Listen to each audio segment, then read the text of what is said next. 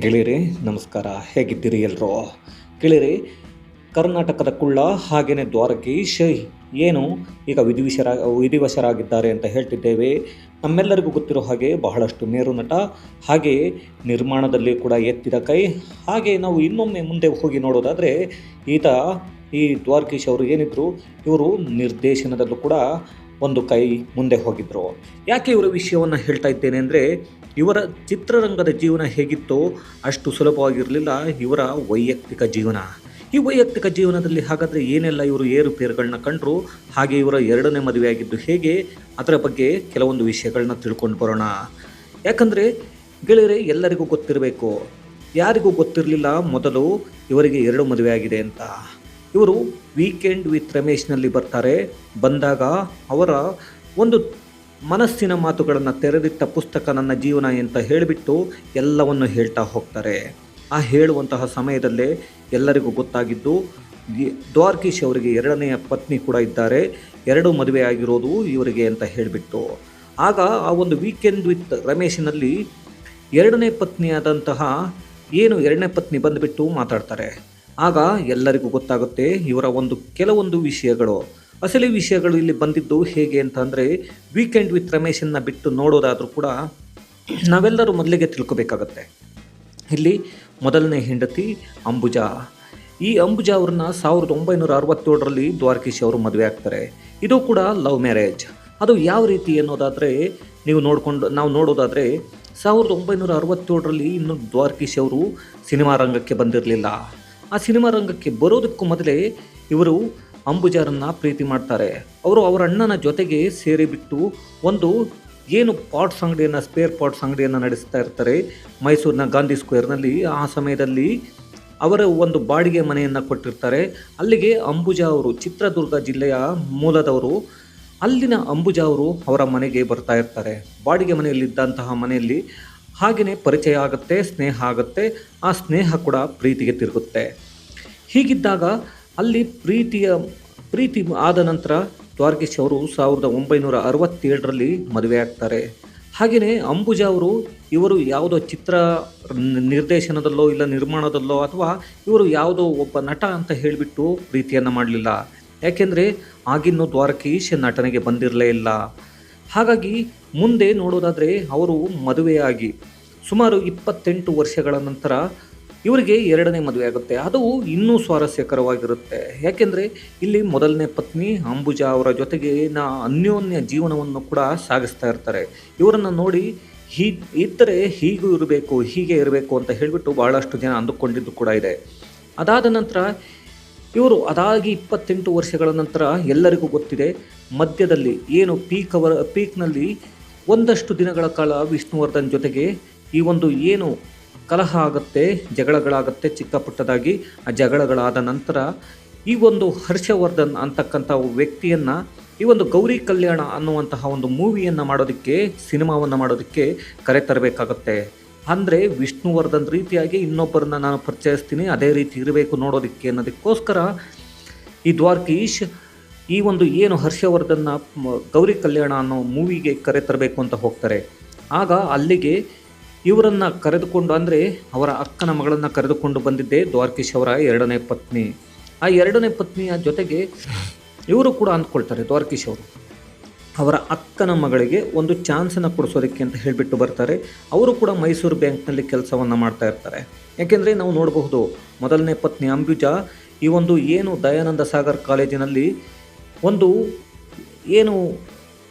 ಒಂದು ಟೀಚರ್, ಅಂದರೆ ಪ್ರೊಫೆಸರ್ ಆಗಿ ಒಂದು ಕಾರ್ಯವನ್ನು ನಿರ್ವಹಿಸ್ತಾ ಇರ್ತಾರೆ. ಹಾಗೆಯೇ ಇಲ್ಲಿ ಇನ್ನೊಂದು ಕಡೆ ಮೈಸೂರು ಬ್ಯಾಂಕ್ನಲ್ಲಿ ಒಂದು ಕೆಲಸವನ್ನು ಮಾಡ್ತಿದ್ದಂತಹ 2ನೇ ಪತ್ನಿ ತನ್ನ ಅಕ್ಕನ ಮಗಳಿಗೆ ಚಾನ್ಸನ್ನು ಕೊಡಿಸ್ಬೇಕು, ಗೌರಿ ಕಲ್ಯಾಣದಲ್ಲಿ ಹೀರೋಯಿನ್ ಚಾನ್ಸನ್ನು ಅಂತ ಹೇಳಿಬಿಟ್ಟು ಹೂಡಿಕೊಂಡು ಬರ್ತಾರೆ. ಅಲ್ಲಿ ಪರಿಚಯವಾಗಿ ಆಗಾಗ್ಗೆ ಅವರ 2ನೇ ಪತ್ನಿಯ ಮನೆಗೆ ಹೋಗಿ ಬರ್ತಾ ಇರ್ತಾರೆ, ಶೈಲಜಾ ಅವರ ಮನೆಗೆ ಹೋಗಿ ಬರ್ತಾ ಇದ್ದಾಗ ಅಲ್ಲಿ ಪ್ರೀತಿಯಾಗುತ್ತೆ. ಹಾಗೆ ಬಿಟ್ಟು ಇರೋದಕ್ಕೆ ಆಗಲ್ಲ ಅನ್ನೋ ಒಂದು ಪರಿಸ್ಥಿತಿಗೆ ಬರುತ್ತೆ ಶೈಲಜಾ ಅವರನ್ನು. ಆಗ ಏನು ಮಾಡೋದು ಅನ್ನೋದಕ್ಕೆ ಗೊತ್ತಾದರೆ ಕೊನೆಗೆ ಅವರ ಮೊದಲನೇ ಹೆಂಡತಿ ಅಂಬುಜಾ ಅವರ ಹತ್ತಿರ ಹೋಗಿ ಅಂಬುಜಾ ಅವರನ್ನು ಒಂದು ಕಡೆ ಕರೆದುಕೊಂಡು ಹೋಗಿ, ನಾನು ಒಂದು ಹುಡುಗಿಯನ್ನು ಪ್ರೀತಿಸ್ತಾ ಇದ್ದೇನೆ, ಈ ಹುಡುಗಿಯನ್ನು ಮದುವೆ ಆಗಬೇಕು ಅಂದ್ಕೊಂಡಿದ್ದೇನೆ, ನೀನು ಒಪ್ಪಿದ್ರೆ ಅಷ್ಟೇ ನಾನು ಮದುವೆ ಆಗ್ತೇನೆ ಅಂತ ಹೇಳ್ತಾರೆ. ಆಗ ಅಂಬುಜಾ ಅವರು ಕೂಡ ಹೇಳ್ತಾರೆ, ನೀನು ಖುಷಿಯಾಗಿ ಇರೋದಾದರೆ ನನ್ನ ಅಭ್ಯಂತರವೇನಿಲ್ಲ, ನೀನು ಮದುವೆ ಆಗು ಅಂತ ಹೇಳಿಬಿಟ್ಟು ಯಾವುದೇ ಒಂದು ಮಾತನಾಡದೆ, ಏನು ಮಕ್ಕಳು ಆಗಲೇ ಮದುವೆಯ ವಯಸ್ಸಿಗೆ ಬಂದಿರ್ತಾರೆ, 26-27 ವರ್ಷದ ಮಕ್ಕಳಿದ್ದಾಗ ಎರಡನೇ ಮದುವೆಯನ್ನು ದ್ವಾರಕೀಶ್ ಅವರು ಕೂಡ ಹಾಕ್ತಾರೆ. ಈ ಒಂದು ಆಗುವುದರ ಜೊತೆಗೆ ಮಕ್ಕಳು ಹಾಗೆ ಮೊದಲನೇ ಹೆಂಡತಿ ಮುಂದೆ ನಿಂತು ಈ ಒಂದು ಮದುವೆಯನ್ನು ಮಾಡಿಸ್ತಾರೆ. ಏಕೆಂದರೆ ಅವರ ಜೀವನದ ಆಗು ಹೋಗುಗಳು ಏಳು ಬೀಳುಗಳನ್ನು ನೋಡ್ಕೊಳ್ತಿದ್ದಿದ್ದೇ ಅಂಬುಜಾ ಅವರು.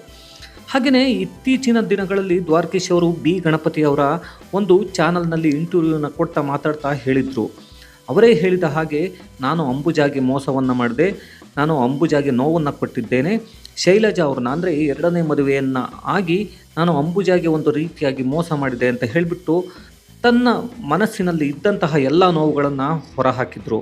ಆದರೆ ಇಲ್ಲಿ ನಾವು ನೋಡಬೇಕಾಗುತ್ತೆ, ಈಗ ಕಳೆದ 2-3 ವರ್ಷದ ಹಿಂದೆ ಅಷ್ಟೇ 16ನೇ ತಾರೀಕಿನಂದೇ ಅವರು ಕೂಡ ಅಂಬುಜಾ ಅವರು ಕೂಡ ತೀರ್ಕೊಂಡಿದ್ದರು. ಅದೇ ದಿನದಂದು ಈಗ ದ್ವಾರಕೀಶ್ ಅವರು ಕೂಡ ತೀರ್ಕೊಂಡಿದ್ದಾರೆ. ಹೆಂಡತಿ ಏನು ತೀರ್ಕೊಂಡಿದ್ರೋ ಅದೇ ದಿನದಂದು ಮತ್ತೆ ದ್ವಾರಕೀಶ್ ಅವರು ಕೂಡ ತೀರ್ಕೊಂಡಿರೋದು ಏಪ್ರಿಲ್ 16ನೇ ತಾರೀಕು. ಇದನ್ನು ನಾವು ಗಮನಿಸಬೇಕಾಗತ್ತೆ. ಹಾಗೆಯೇ ಇಲ್ಲಿ ಒಟ್ಟು ದ್ವಾರಕೀಶ್ ಅವರಿಗೆ ದ್ವಾರಕೀಶ್ ಮತ್ತು ಅಂಬುಜಾ ಅವರಿಗೆ 5 ಜನ ಗಂಡು ಮಕ್ಕಳು.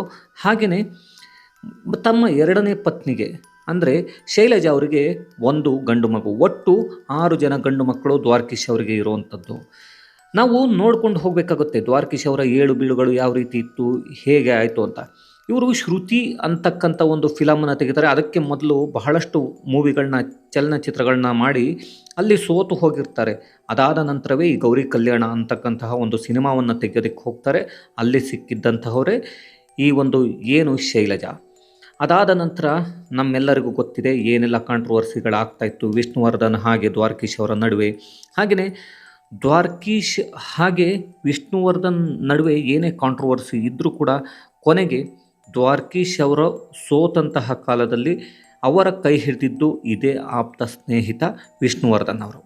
ಯಾಕೆಂದರೆ ದ್ವಾರಕೀಶ್ ಎಲ್ಲವನ್ನು ಕಳೆದುಕೊಂಡು ಕುಳಿತುಕೊಂಡಿದ್ದಾಗ ಈ ಆಪ್ತ ಸ್ನೇಹಿತ ವಿಷ್ಣುವರ್ಧನ್ ಏನಿದ್ರು, ಇವರು ತನ್ನ ಗೆಳೆಯನಿಗೆ ಆಪ್ತ ಮಿತ್ರ ಅನ್ನುವಂತಹ ಒಂದು ಸಿನಿಮಾವನ್ನು ಮಾಡಿಕೊಡ್ತಾರೆ. ಆ ಸಿನಿಮಾ ಮತ್ತೆ ದ್ವಾರಕೀಶ್ ಅವರನ್ನು ಕೈ ಹಿಡಿದು ಮೇಲೆ ಎತ್ತುತ್ತೆ.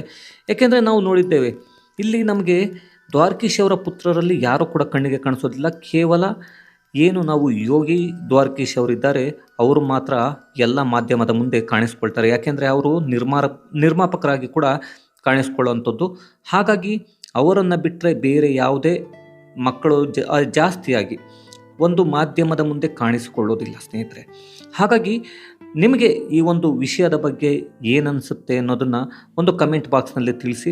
ಹಾಗೆಯೇ ದ್ವಾರಕೀಶ್ ಅವರು ಎರಡನೇ ಮದುವೆ ಆಗಿದ್ದಕ್ಕೆ ಅವರೇ ಬೇಸರವನ್ನು ವ್ಯಕ್ತಪಡಿಸಿದರು. ಇದರ ಬಗ್ಗೆ ಕೂಡ ತಮಗೆ ಏನನ್ಸುತ್ತೆ, ಹಾಗೆ ಅವರ ಜೀವನದ ಬಗ್ಗೆ ತಮಗೆ ಏನನ್ಸುತ್ತೆ ಅನ್ನೋದನ್ನು ಕಮೆಂಟ್ನಲ್ಲಿ ತಿಳಿಸಿ. ಈ ವಿಡಿಯೋವನ್ನು ನೋಡಿದ್ದಕ್ಕಾಗಿ ಧನ್ಯವಾದಗಳು.